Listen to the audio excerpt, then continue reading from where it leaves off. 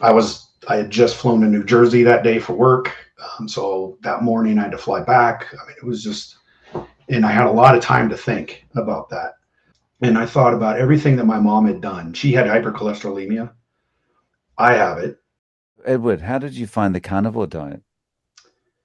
The first time that I actually heard about it was on the Mark Bell podcast. I don't remember when it was. It was several years ago, at least. I would say probably 6 or 7 now. And when I heard about it, I didn't know that it was a thing at the time, but it piqued my interest because I didn't really know that people were doing it and it was viable. And then not too long after that, I actually heard of Michaela Peterson, um, Jordan Peterson's daughter, and what she had experienced with it and the things that it actually helped her with. So that's when I really started looking at it. And, I kind of tried it, but I was still under the impression of I needed carbohydrates for lifting and things like that. So it took me a while before I actually officially did it, but I started about 3 years ago, right in the middle of COVID, actually. I was like, hey, the world's going to hell. Why don't I try this too at the same time? So, yeah, it's been a while that I've known about it, but I didn't officially start doing it until about 3 years ago, 3.5. Nice. And what was it that led you to it? I mean, obviously, just finding out from Mark Bell, Michaela Peterson, that kind of thing. But like, what health things drove you to look for some kind of dieting solution or weight loss solution or healing solution? Yeah, so actually, that goes way back to the mid 90s.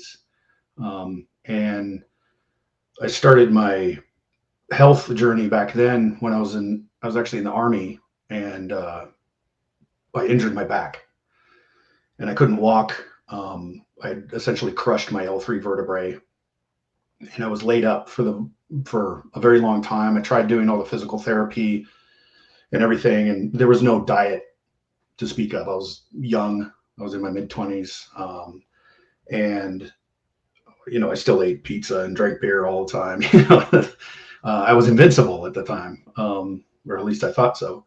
So none of that stuff had come into my mind, but I actually started weightlifting to help get my back to where I felt that it would be strong enough and everything. One of my friends convinced me to try it, so I started doing that, and I was probably 26, 27 when that happened.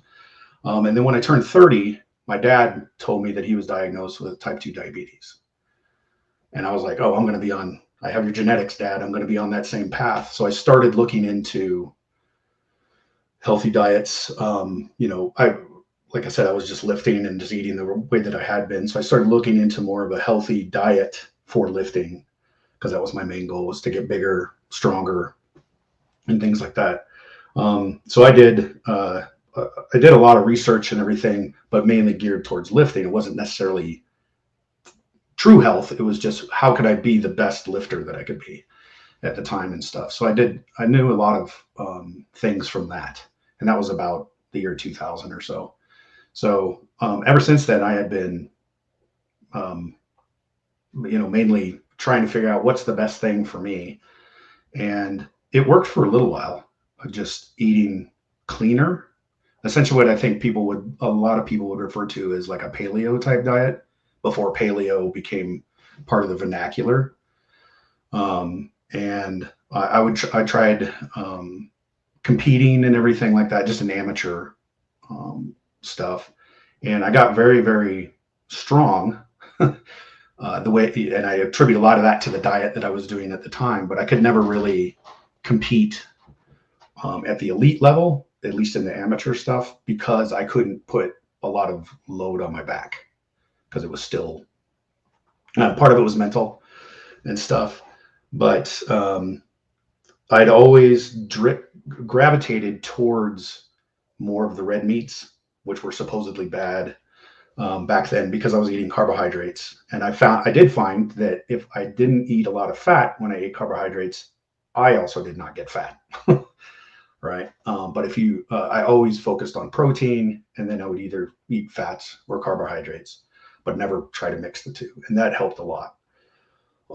But I would say probably around 2008, 2009 is when I found what they refer to as the primal diet with Mark Sisson. And I started doing that more in a more strict way, or understanding more why we would eat that way.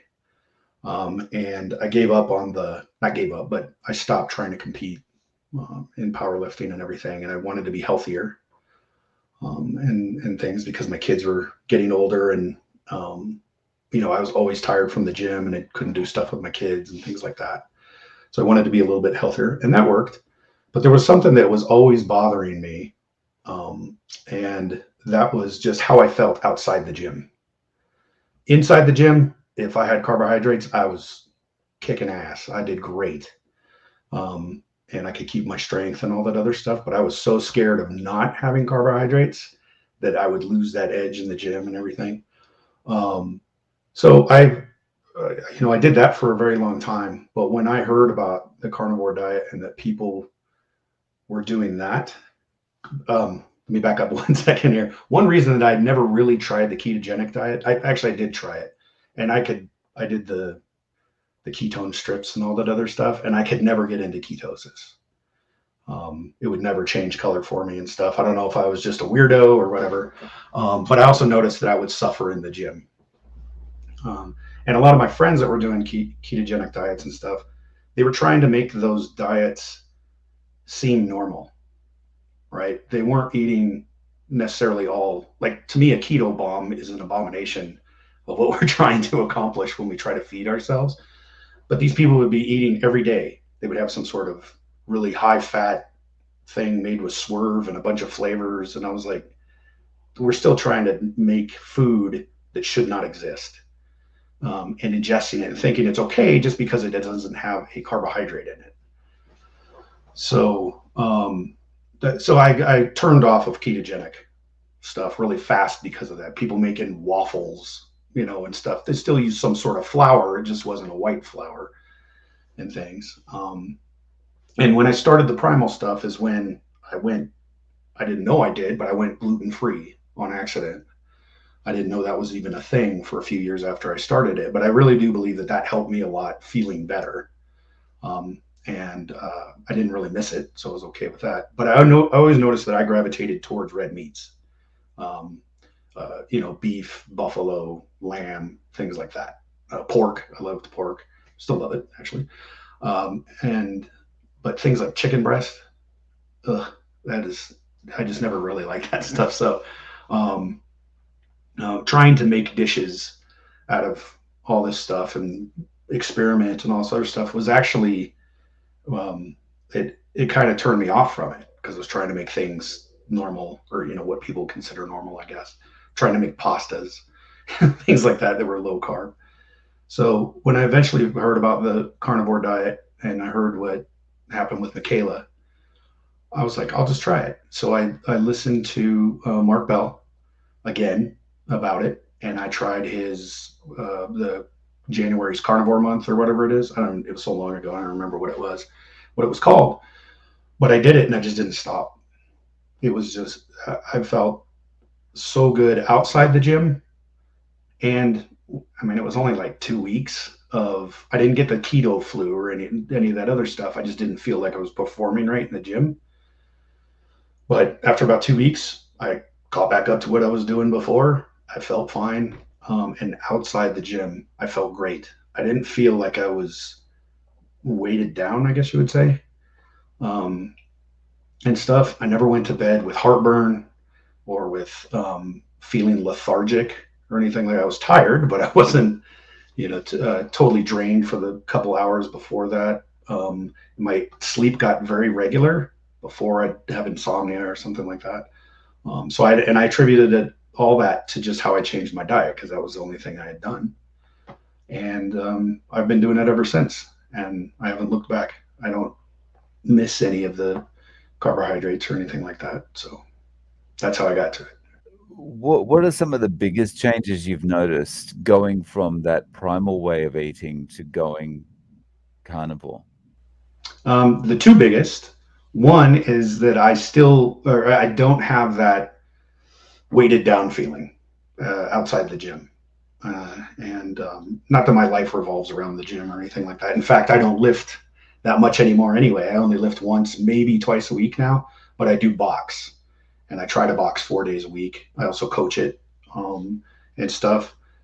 But the energy level is much better than when I was on primal or paleo or whatever. And I do attribute that to getting rid of all those extra things that I thought were healthy or that I needed to get vitamins and minerals and all these other things.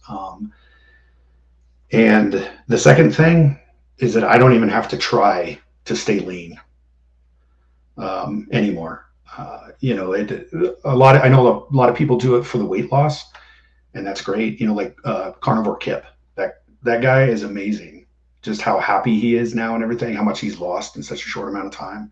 Carnivore Couple, some of these other people that are online. I watch their videos. I already know what they're going to say. The things that they're doing and stuff like that. But it's so awesome to see people thriving because of this, especially if they tried a lot of different things and it didn't work, and then something like this does. But for me, a side effect of going carnivore and feeling good is that I don't have to try to stay lean. Right? I'm pretty lean. I don't have a six pack or anything like that, but I'm 52 years old, and if I take my shirt off at the pool, I don't look like a wad of chewed bubble gum, right? Which a lot of guys my age do. So, yeah, and even when I was lifting regularly and exercising, watching everything that I ate, even on primal, I wasn't as lean as I am now. I don't even have to try. It's awesome. Yeah, it's amazing that you can just basically eat as much as you want, and you don't have to worry about the scales. You don't have to worry about anything. You just stay Yeah. right Yep. at I'm the a perfect numbers weight. geek, right? So I occasionally I still track what I eat just to see what I'm eating. When I would diet, I would go down to 22, 2300 uh, calories a day. I was miserable. I couldn't lose weight. I'd lose some scale weight and stuff, but I'd feel flat and didn't feel like I wanted to do anything and stuff. I eat about 3,500 calories a day right now. I weigh 205. I've weighed 205 for the last 3.5 years. My weight fluctuates like a pound a day. And when I do track, it's about 3,200 to 3,500 calories a day, just from ribeyes, eggs. Sometimes I'll throw in, lamb or something like that, ground beef, whatever. But that's it. And it's so easy to make the food. I can just throw a ribeye in my air fryer and hit go for 12 minutes on broil, and then I can go do something for 12 minutes and then come back and eat it. I don't have to watch it. And then, yeah, just do that a couple times a day and I'm good. Mm. So that is, do you have a pattern? Like, do you eat, say, lunch and dinner, or breakfast and dinner, or something like that, or you just eat when you're hungry? It has fallen into a pattern. It is a hunger pattern. And I eat 3 times a day, and not because of any normalcy or anything like that. It just happens to be for me. I'm eating 3,500 calories. So, I eat more than a lot of people do in one sitting. So I usually eat about 10 o'clock, 10:30 in the morning. And that will either be eggs, or if I'm pressed for time, if I have a meeting or something like that, I'll just do the ribeye. And the ribeye is usually about 1.25 to 1.5 pounds. And if it's eggs, I'll usually do 8 to 10 scrambled, or sometimes I do fried if I have a lot of time and I can flip them all. Uh, but and then I'll have some sort of what I would refer to as a snack. Most people would refer to as a large meal. Usually 12 to 14 ounce ribeye about 4 o'clock in the afternoon. I leave to go coach boxing at 5. I coach until about 6:30, and then I box until about 8. Then I come home. I'll have another ribeye, and then go to bed. Right. Well, there's a couple hours in between getting home, eating, and bed. But So you are eating a lot, but you've got a very active lifestyle to also yeah, to use up that volume, right? It's yeah, and I do ruck in the mornings, probably 3 days a week. I try to do it 4 or 5, but it's usually three. Um, I read somewhere once, I don't remember who it was.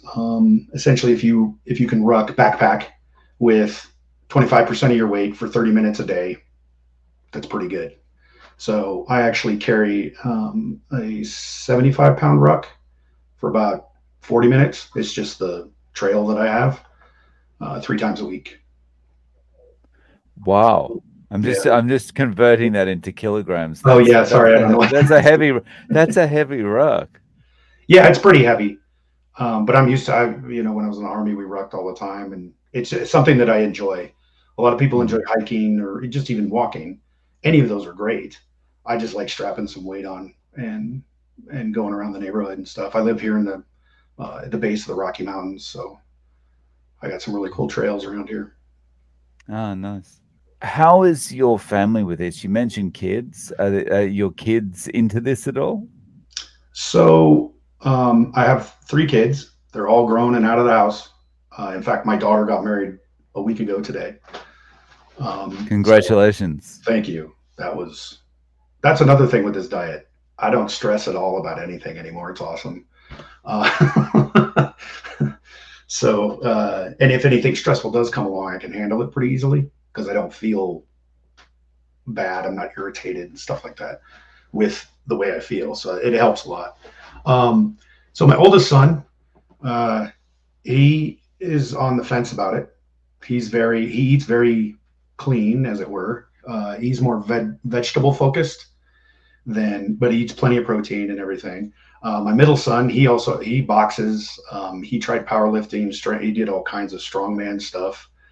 And in fact, his first boxing match is coming up here in a couple weeks. So he's going to be doing that. And he eats more what you call like a bodybuilder type of diet. And then my daughter eats horribly. She admits it. um, she still eats fast food, eats a lot of junk. She's pretty young. She's 23. So it hasn't hit her yet, like me when I was that age, right? I didn't know what I was doing to myself. She knows.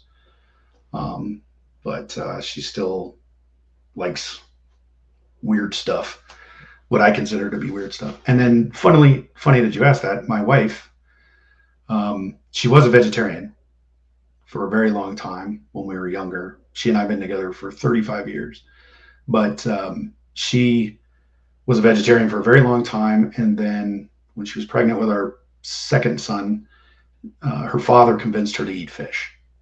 So she became a pescatarian.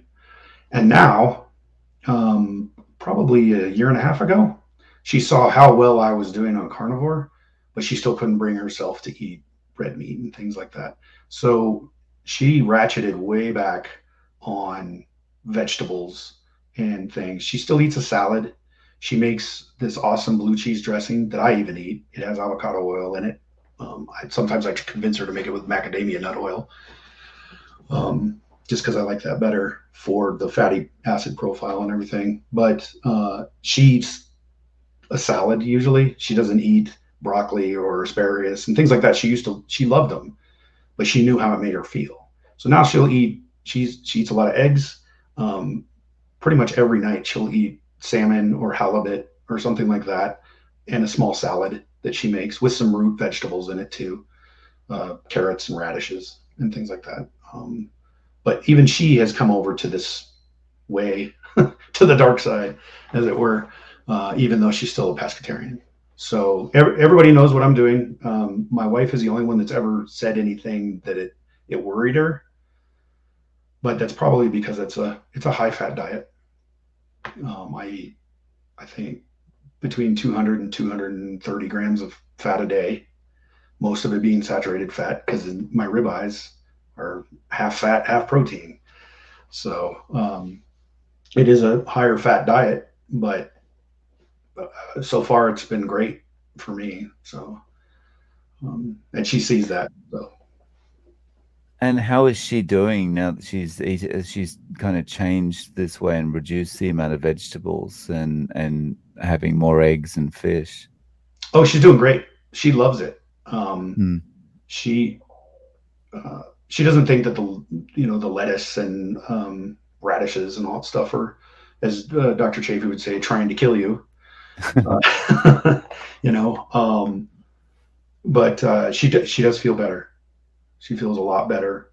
She doesn't get the bloating as much and stuff. I think that she really has had some stomach issues since she was a kid. Nobody would ever listen to her. The doctors told her it was in her head, or told her parents it was in her head, and things like that. Her mother got diagnosed with celiac, I think 15 years ago or something like that.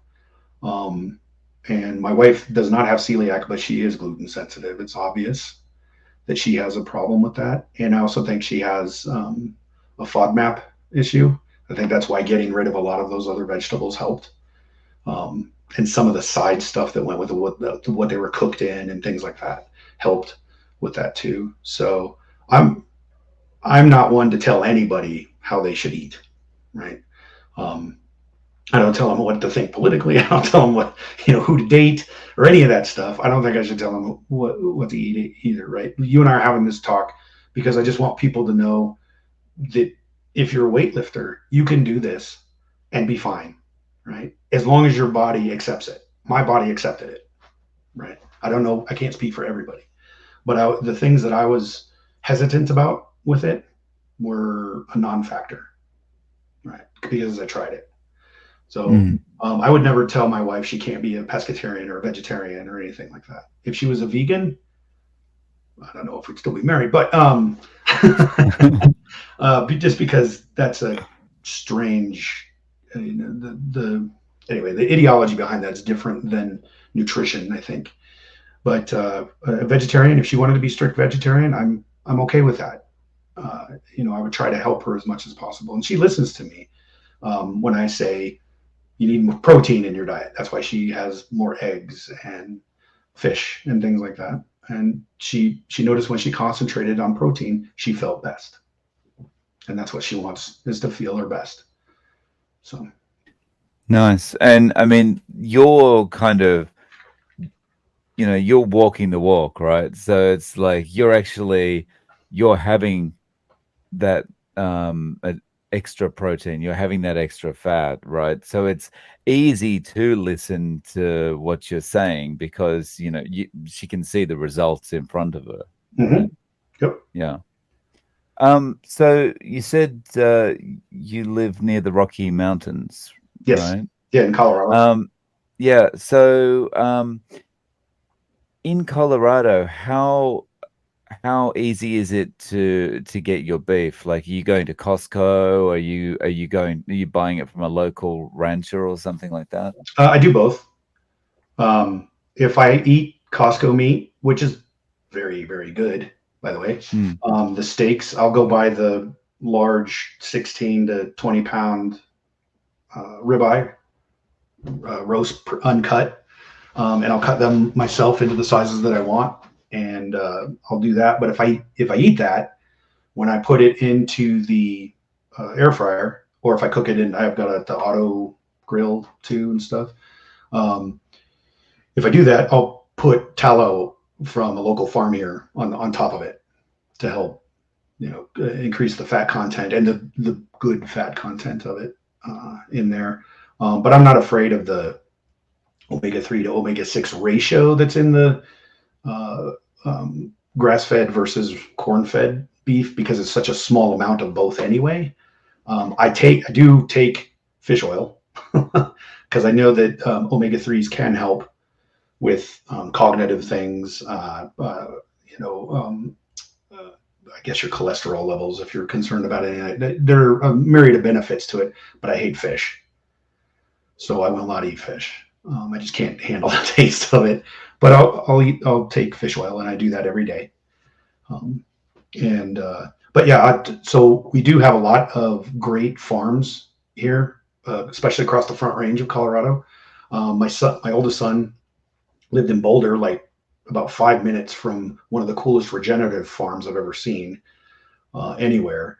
and you could go in and they just had freezers full of all different cuts of beef. They had chicken that you could get eggs there, all kinds of stuff. That's where I got my tallow from.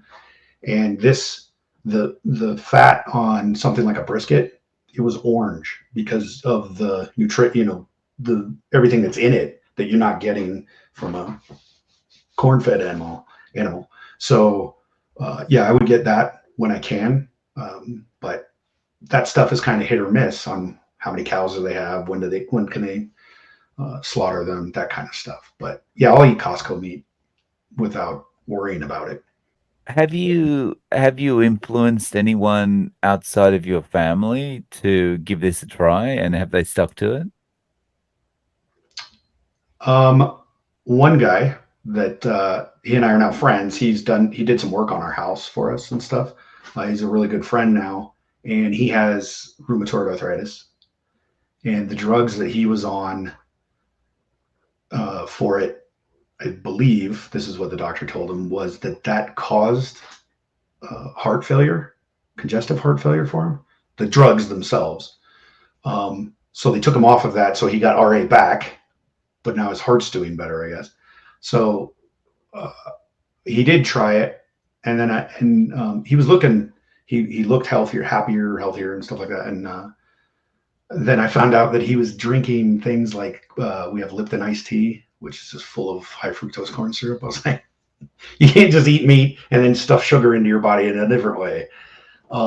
So he did it, and he did feel better. But I think now, because of he's still worried about his heart and all that other stuff. He's stopped, and he's now going back to other pharmaceuticals and stuff like that the doctor's recommending. But he's really the only other one. My sister's asked me about it. I do have a friend that he and I talk every now and then. I didn't convince him of it. He just told me one day he was doing it.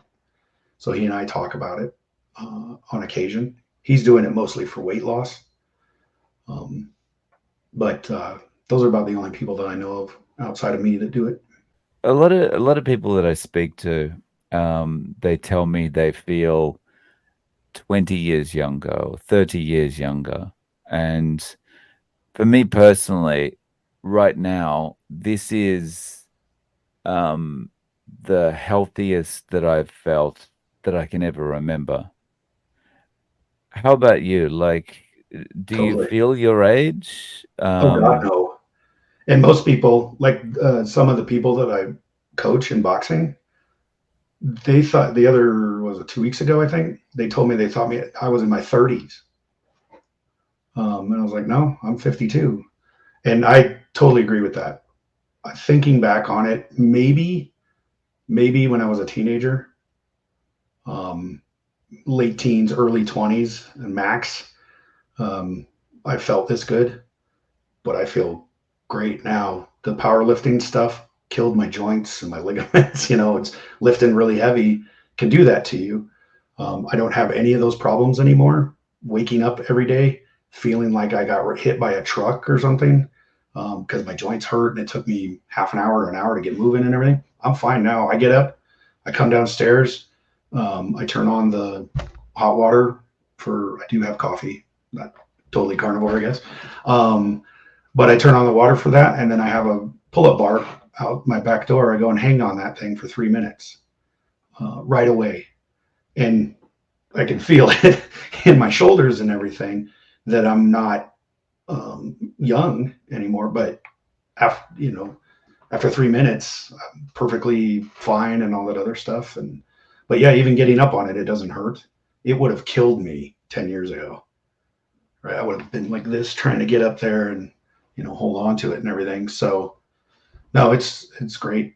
How does that make you feel about the future compared to your own future as opposed to how you may have felt about the future 10 years ago? That's a good question. My mom died 7 years ago now, out of the blue. She was 69 years old. And ironically, she had gone to the cardiologist that day. And she couldn't drive home for whatever reason, whatever they had done. So my sister came and went and picked her up. None of us had kids, where there's four of us. None of us knew that she'd done this. She called my sister from the hospital and said, "Can you come get me?" And she stayed at my sister's house. The next morning, my niece woke up and went in to get her grandmother, and she had passed away. I had just flown to New Jersey that day for work, so that morning I had to fly back. I mean, it was just, and I had a lot of time to think about that. And I thought about everything that my mom had done. She had hypercholesterolemia. I have it. My cholesterol levels are over 300 all the time. They have been since I was, I think the first time I had it tested when I joined the Army when I was 18, they were over 300. But I refused to take drugs for it. My mom took all the drugs for it to try to help, and it never went down. She did everything that the doctors told her, and she still died at the age of what I would consider a young age. And I was like, I'm not going to let that happen to me. I need to figure this out. So it's not that I don't trust doctors and everything. It has nothing to do with the doctors themselves. There's plenty of doctors out there that agree with this. Dr. Chafee, right? And Dr. Baker, several people that I know of, even just on YouTube. So it's not the medical establishment itself. It's this dogma that some people believe in, that nothing except what I believe, being them, what they believe is the right way to do it. And like I said, I'm not here to tell anybody how they should eat or what they should think or anything like that. Everybody needs to make this decision for themselves. And I think that I have found something for me that makes me the healthiest that I can be in whatever time I have on this planet. I'm not going to know if it's shortening my life or not, right? Nobody knows exactly when they're supposed to kick it. So why not try to make the quality of life the best that you can rather than the quantity? I don't want to live to be 100 anyway.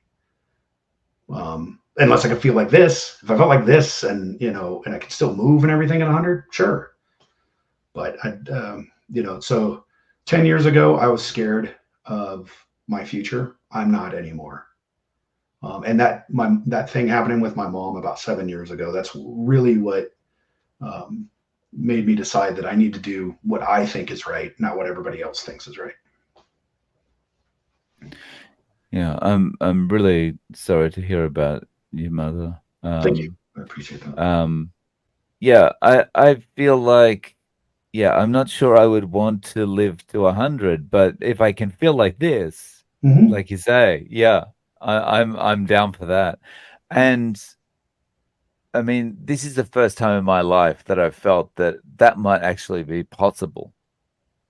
Yeah, me too. Because you go through life, every step of life, and it's just like all the joint pain or the aches or the, whatever little health issues you have, when you see the doctor, that'll be like, oh, it's just part of getting old, Yeah. it's just, that's what happens. And you just accept that, right? Because that's what everyone else is experiencing as well. So you just accept it. But then when you realize that just if you take the poison out of your diet, Totally, then things can get better. It's eye-opening. Completely. Yeah. And you're right. There are poisons in our diet, right? We don't consider them to be that. People call that food. Yeah. On some, especially with the standard American diet and things like that. If anybody ever came to me and said, what's one thing I could do to make myself feel better right away, I would say eliminate seed oils. Because I couldn't say eliminate everything except beef. That's not one thing. That's a lot of things to do. But I would say that the seed oil thing is a big deal. Everybody that I know, and there are a lot of people actually, it's interesting, people that I wouldn't think would even think of it, that we're friends with and stuff like that. They started reading up on it, and they eliminated all the seed oils out of their diets, and they feel 100% better. They still say that, I could probably do better and things like that, but I give them kudos just for even trying that, because that's a hard thing to do, because that stuff is everywhere, right now. It's almost as Yeah, it's like sugar. insidious. Yeah. So, yeah, that would be my thing. If somebody asked me one thing that they could do, I would say just try to get rid of the seed oils as much as possible, the vegetable oils and things. Olive oil, macadamia nut oil, even avocado oil, I would still use personally. But the seed oils themselves, God, the way they make that stuff with all the chemicals to prevent it from smelling as bad as it does, they dye it, Yeah, all that kind of stuff.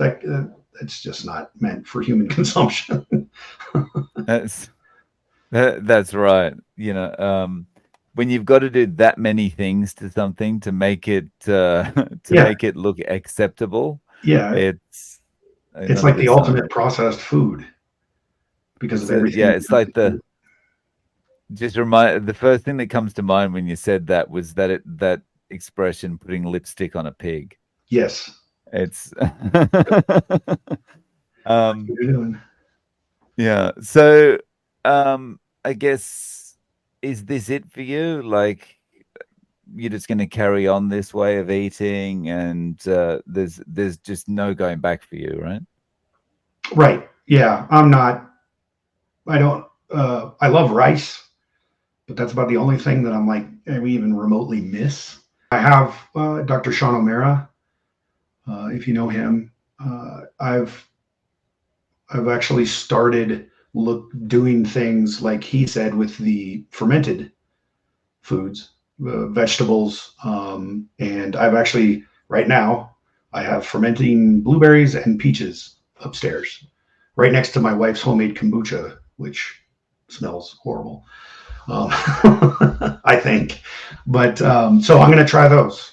I did try adding in some fruit not too long ago, and I did notice cravings. They weren't horrible or anything like that, but and every now and then I would eat blueberries as a dessert or something, but it was maybe once every couple of weeks, and it was just a handful. So, but now I would like to, especially seeing the MRIs that he has with um, the way that people have lost their visceral fat and everything following what he has talked about, then I would like to try it just to see. I'm a pretty big guy for my height, and anything that I can do to narrow up just a little bit, I'm okay with. I don't have a lot of body fat, like I said, but I'm just a big guy. So if I do have visceral fat in there, which I'm sure I do, if I can lose that and narrow it down a little bit more, that's fine. And it's healthier, obviously, right? So not only will I be rucking, I'll also be sprinting a few days a week. So I'll let you know how that Oh, goes. nice, nice. So, if people want to reach out to you, do you have a YouTube channel they can catch up with you on, or an Instagram? I do not. I don't. I'm carnivore on YouTube. That's just my handle on there. I don't actually have a channel or anything like that for what you do. I mean, what you do, what a lot of the people in this community do. I applaud you because it's a lot of work, and the message that you're getting out there that you can be healthy and eat food that you would like is it's a big one, and I look to people like you for pointers and help and things like that. I'm not on Instagram or anything. I actually work in cybersecurity, so I stay away from all of that stuff as much as possible. Yeah, I don't even have Facebook, Twitter, none of that stuff, or X, whatever it's called now. I don't have any of that stuff, but I like watching content from people on YouTube, um, and hearing what they have to say. Even if I don't agree with it, I still pick up little things from people that I don't agree with. Uh, you know, and I think everybody has a valid point of view. Well, I don't know, valid. Everybody has a point of view, and they deserve to be listened to. Uh, um, and I'll listen to them, but that doesn't necessarily mean I'm going to agree or act on it. Right. So, I think that's well said. I think if everyone took that attitude, there'd be a lot more harmony in the world oh yeah, around discourse. yeah. Yeah, We there's a don't lot of have keyboard to warriors. we don't have to agree on everything to have civilized conversation, you know. Yeah. Yep. Yeah. It's seems to be going more and more the opposite way, unfortunately. The if you don't agree with everything I say, you're out of my group. That's it. I've had Right. it. Right. And it just seems like, you know, we went back 30 or 40 years to the time that, you know, we accepted that, you know, we weren't going to agree 100% and see eye to eye 100%, but we either spoke diplomatically about those topics or we just didn't bring those topics up, you know. Hmm. Mm. Yeah, not bringing them Yeah. up. That sometimes Yeah. that doesn't help either, but Yeah. Yeah. yeah. um, Interestingly, you talk about that. One thing that I like to one of the big ones that sticks out in my head is Lily Kane, who's also on YouTube. She did one on I think it's called hyper carnivore, right? So those of us that are not the Dr. Chafee, I only eat red meat and sometimes eggs, right? I also have coffee, and things like that. I guess that's considered to be what's called hyper carnivore. So that's what I would be. Um, I'm I feel best with 99.9% of everything that I eat being meat, but I also have little things here and there. At my daughter's wedding, I drank a glass of tequila, right? And it didn't bother me at all to have that, but I hadn't seen my brother in years who came out. Our schedules just don't match up. It wasn't anything on purpose. And then my other brother and my two sisters were there. I was like, and we were toasting. I was like, I'm going to have a drink. It's very few and far between nowadays, but so I think that you can do this and try to be as strict as you want and still fall off a little bit every now and then. You're still a human, and you'll be okay. You really will. yeah, it's important. Just think this is the foundation, and if you have a slip or you have a weekend where, you know, you do imbibe, that just get back on the regular way when you Yep. can. Yeah. Mm. So, Edward, thank you so much for coming on and sharing your story with us. I really appreciate it. Oh, of course. Yeah. I'm glad that you were doing this. It's good to get different perspectives from all these different people, how they got here, what they're doing. Are they going to continue it? Um, are they going to change anything? Stuff like that. We can all learn from each other on this stuff. And it's very interesting. So I'm glad that Yeah. you had me on. Thank you.